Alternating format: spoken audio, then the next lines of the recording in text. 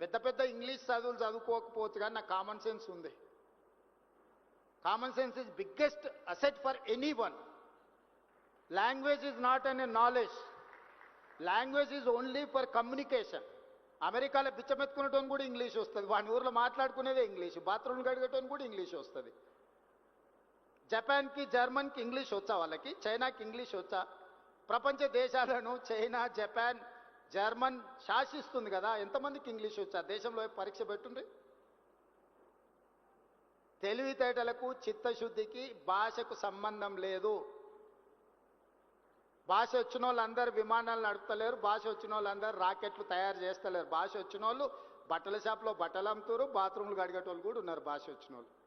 అదేం పెద్ద విద్య అని నేను అనుకోవడం లేదు. మంచిదే ఒక అడిషనల్ క్వాలిఫికేషన్. కొందరికి సాంస్క్రిట్ వచ్చు, కొందరికి జర్మన్ వచ్చు, కొందరికి అదర్ లాంగ్వేజ్, అడిషనల్ క్వాలిఫికేషన్ అది. I do appreciate.